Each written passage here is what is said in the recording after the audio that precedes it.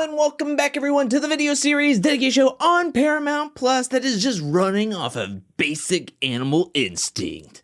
That's right, we're talking about the Challenge World Championship episode 4, and let's start off where last episode left off, and that was Kellyanne and Tristan winning against Nelson and Hui, coming back to the Challenge House, where Kellyanne and Jonna have a very heated conversation with one another. And this episode starts off at the next morning with Jonna talking to Ben about the state of her and Kellyanne's relationship, that she views Kellyanne as a wild card in this game. Ben is there just listening to Jonna kind of vent about her feelings when Kellyanne comes walking down the stairs, sees the two talking, and then tries to turn around and walks away. Kellyanne also doesn't feel like she can trust really anybody in this game moving forward, and that's not good, especially for Tristan, who is talking to Zara about the situation that he finds himself in the early portion of this game. Because coming into this experience, Tristan was thinking that he was going to be partnered up with a vet to where they would show him the ropes. However, he feels like with Kellyanne, he's going to have to keep reining her in, keeping her calm, when he feels like maybe he's the calm, cool, and collected one, when he was hoping that the vet that he would be paired up with would do that for him. Needless to say, Tristan and Kellyanne are both feeling the stress of the game and knowing that if they do not come in first place at the next daily challenge, that they have a great possibility of possibly being sent into the elimination, or at least being nominated yet again. Speaking of being nominated yet again, we have a conversation between Jody and Darrell when Jody is trying to get on the same page as Benha. Moving forward in this game, it's going to be very important for them to understand their roles and how to work with each other. But Jody and Benha's name has been said, has been nominated, so it's going to be easy for people to say their names again, especially with Argentina numbers dwindling. Now, speaking of Argentina numbers, we go over to see Rodrigo teaching Tori how to salsa, and then we get a conversation between Naya and Jordan. Naya is talking to Jordan about wanting to do well in this game, that it is very important for her personally that she does well in this game and possibly wins this game. She loves her partner, Rodrigo. They hate the situation that they're a part of. Team Argentina has the fewest numbers moving forward, and Naya knows that it is important to salvage any and all numbers at this point moving forward. So they know that the pressure is on them to win and not come in last place. Also, we hear from Naya about her struggles with vaping, that she was addicted at one point, and it got so bad that she had to be hospitalized. And Naya says that this was a major turning point for her. After she went through all of that, that she was going to take a stand for herself, to take a stand for her health, and stop what she would describe as sabotaging herself. That she did that quite a bit in her early 20s, but now that she is more self-assured and confident in herself, that she wants to do well, and she takes this opportunity to play on this season and getting called for the challenge and feeling physically capable of being able to compete with the big names, that she wants to prove everybody that she is here to play, that she deserves to be here. And I thought that this was a very touching moment and a very significant conversation between Naya and Jordan, and hearing the struggles that she went through. I think every time we watch reality TV, especially the challenge, we want to see something real. We want to see something authentic from these competitors, from these people that are being cast on these shows. So I really appreciate Naya being vulnerable with us as the audience and sharing her struggles and deciding to turn her life around and be able to get the call and compete on a show like the challenge. Now, in mentioning Jordan, I do want to bring up a conversation between Danny and Grant. Both these MVPs are talking about what's the next step? What's the next move? Who should be the target moving forward? And Danny throws out that he wants to take a shot at Jordan and or Wes. But in bringing up Jordan's name, he knows that because he's partnered up with Tori, that it would be really, really difficult to say Jordan's name in the voting ceremony. So he wants to laser focus on Wes, which Grant is all for. Because earlier on in this episode, we saw Wes having conversations with everybody in the house, kind of like either talking about his business, talking about himself in his past challenge seasons, pumping himself up, hyping himself up. And some people, I think, really enjoy Wes in the house and in the game. And there's other people where his conversation style or his gameplay or the way he comes off just seems untrustworthy. And we even hear from Troy, who was a challenge fan before his challenge appearance in the Challenge Australia, has watched Wes, and he agrees that in this game, he doesn't know where Wes's allegiance lies. Wes and Zara, we've heard, are trying to play the middle of the field, trying to play on the fence. However, with that level of gameplay, it leaves a lot of question marks in a lot of people's mind being like, where do you actually stand? And that's where we leave off before everybody is donning their challenge gear to head up to meet up with not only TJ, but Bryony for this week's daily challenge called Gates of Hell. In the Gates of Hell, all the players will be running from one gate to another. When the gate opens, the other one will be closing, and you have to make your way to the other gate and inside the section before the gate completely closes. Now, both players of each pair has to make it inside past the gate before it officially closes to be considered to go on to the next round. If only one player or no players makes it before the gates close, then you are eliminated and you can't go on to any further rounds. Now, I have to say that I really enjoyed this daily challenge. It was simple, which I think sometimes simple is the best way to go about this. You can see everybody's speed. There's a little bit of strength used, especially in later rounds when you had Zara and Tori kind of going at it, kind of tussling with each other, wrestling with each other before making it through to the next gate. My only critique of this daily challenge is I think the gate closing at one point was a little quick, too early, because we went from everybody making it to the initial round 1 gate where nobody was eliminated to in round 2, everybody but 3 teams were eliminated.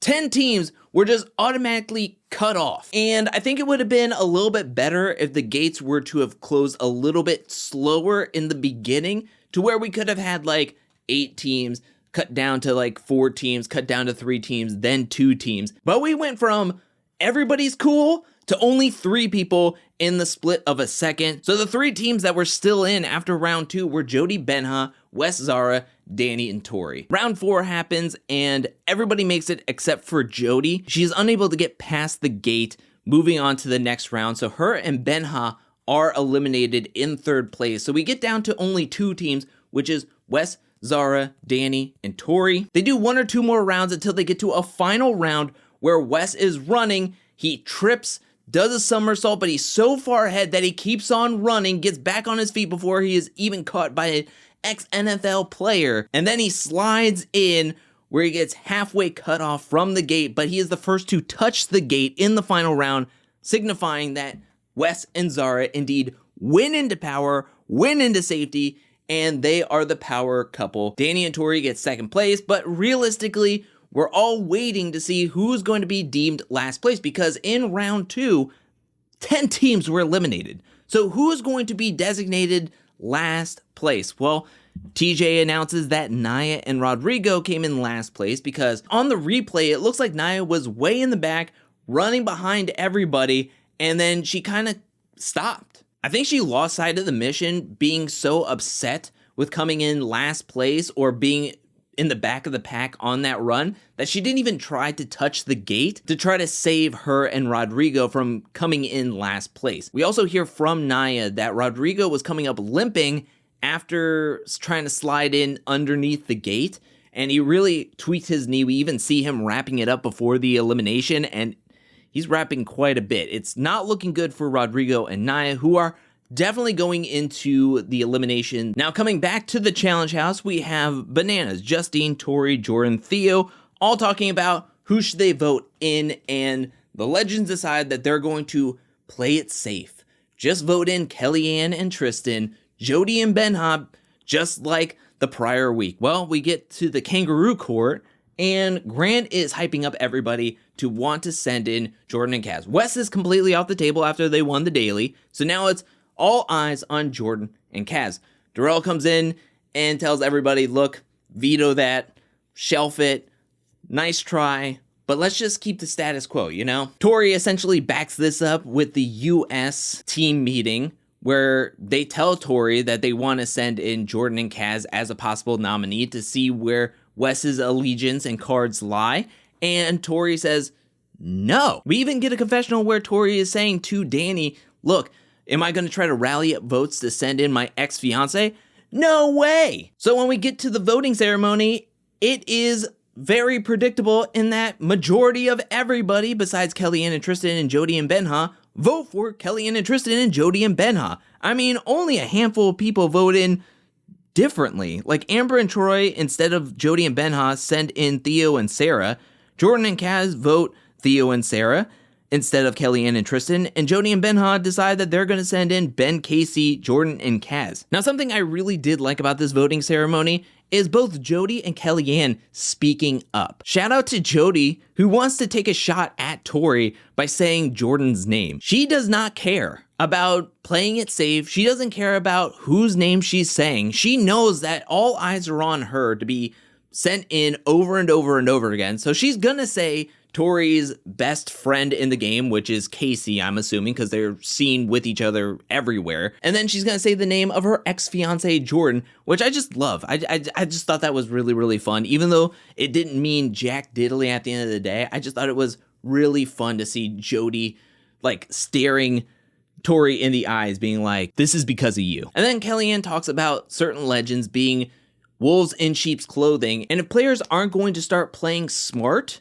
they're going to be the ones being sent in sooner rather than later. Like, open up your eyes. Not everybody at this table is going to be able to make it to the finals. So know your role, know where you sit in your quote-unquote alliance, or where your legends sit in their quote-unquote alliance, because it could be sooner rather than later that you're the ones being sent in, and who you're trusting is the ones manipulating you or going to be voting your name next. I just really enjoyed Kellyanne and Jody speaking their minds at the voting ceremony, but the damage is done. Kellyanne and Tristan, Jody and Benha are going to be nominated for Wes and Zara to pick one of them to send in against Naya and Rodrigo. After the voting ceremony, everybody gets on the bus, goes to the bar, and we see a conversation between Danny and Bananas. Bananas is trying to reassure Danny that, look, the MVPs are valuable to us as the legends.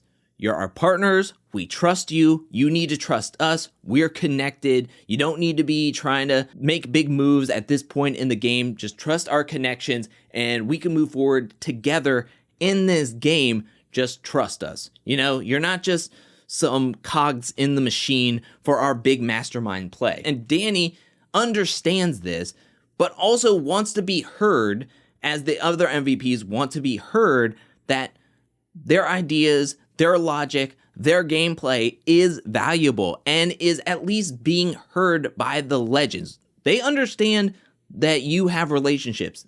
They understand that you have connections, but they want to know that their gameplay and their plans are being heard and being considered, and not just being instantly thrown to the wayside on the sole fact that, oh, I've been friends with this person for so long. I've done X number of seasons with this person during my run on the challenge. They want to know that gameplay for this season and this season only is being looked at, because that person can do really well in a finals. Because that's the thing. The MVPs are fine with everybody, but they know how good a lot of the legends can be in a finals. I mean, Bananas has won 7 times. Jordan has won 3. Tori just won. Casey has won 1. Like, it doesn't matter what friendships and connections you have, because if X makes it to a finals with you and outplays you in those finals, because the finals just happens to play to their strengths,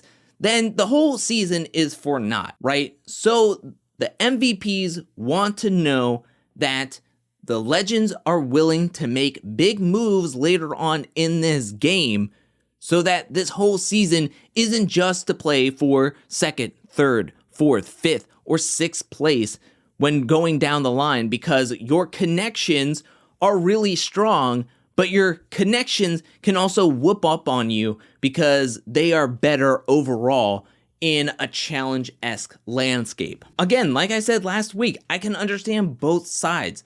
Legends are wanting to use their connections for safety, while on the other hand, MVPs want to make moves setting themselves up for future success in the finals. And we'll be talking more about this in tomorrow's Tiny Table Talk, because I have a lot to say about why I think that the MTV Legends could be in for a rude awakening when dealing with the MVPs moving forward. But let's talk about this week's elimination, as everybody dons their challenge gear, meets up with Bryony at this week's elimination. And this is where Bryony tells everybody where TJ is. He is being inducted into the BMX Hall of Fame. Congratulations to TJ for making it into the BMX Hall of Fame. That's a very prestigious honor, and I love that we got to see some of his acceptance speech. Bronny calls down Nia and Rodrigo, and then calls down Kellyanne and Tristan, as well as Jody and Benha. And Wes and Zara indeed save Kellyanne and Tristan, and they send in Jody and Benha in against Nia and Rodrigo. So it's two Argentina teams going up against each other, and Kellyanne and Tristan are safe. This week's elimination is called Oiled Up, where the teams are going to have to fill buckets of oil, try to walk them up a steep ramp, and then fill up a well. Each bucket will make a ball in a tube rise. You try to get that ball into the red tape, and you will win this elimination, and the other team will be sent directly packing. It did seem like Benha and Jody were a little bit more consistent in their runs. At first, Jody and Benha were taking up buckets, and then Jody was feeling like this was getting difficult. So their strategy moving forward was Jody was going to fill the buckets while Benha would take them up and fill the well. Nia and Rodrigo were having struggles. As I mentioned earlier, Rodrigo hurt his knee, his leg, during the daily challenge, so Nia and Rodrigo were not feeling the best about this elimination going into it, but they were still going to try their hardest. Rodrigo was putting everything out on the line. He had some really tough wipeouts. Now, Benha did have some wipeouts as well, but Rodrigo was crashing into buckets. He dropped a huge bucket while trying to go up the ramp. They were kind of close towards the end. However, it was Benha and Jody who were able to just sneak out this win over Nia and Rodrigo. So Jody and Benha win this elimination, gets to stay in this game as the lone Argentina team left in this game. And unfortunately for Nia and Rodrigo, they are eliminated from the game. Nia is very emotional leaving. I felt pretty bad for Nia, especially hearing how much this game would mean to her if she were able to come up with a win. However, this game just wasn't in the cards for her, and her and Rodrigo were eliminated. And that is it for this episode. Now, right before the credits start to roll, we hear from Sarah in a confessional saying that we really wanted to make a move this week and the legends weren't having it. You know, they weren't willing to play ball. Well, they have to realize that this is kind of our show. So if they think that we're just going to like roll over for them and just do whatever they say, they got another thing coming. And I won't lie, I'm not a huge Sarah fan, but after hearing her in that confessional and then the credits roll, I got a little bit of goosebumps because I just feel like this game is about to be blown wide open, and I can't wait. I think that this could really shake it up, and I'm praying that Jody and Benha can win the next daily, because if they can, then this game is going to be super unpredictable.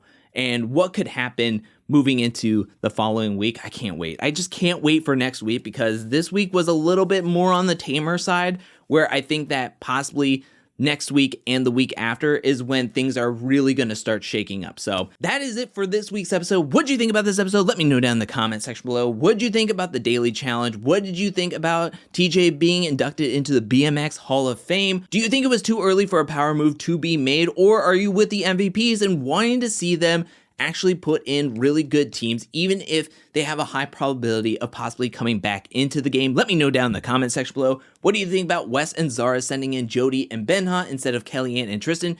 Do you think that was the right move? And are you sad to see Nia and Rodrigo be eliminated? Let me know anything and everything down in the comment section below. I want to give a special shout out thank you to everyone who supports me over at patreon.com/AngelCakeVids.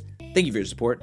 Thank you for your generosity. Thank you, thank you, thank you. And thank you to everyone who is watching this video up to this point. And I'll be back really, really soon with more Challenge World Championship content, more challenge content, more content in general. But until then, peace.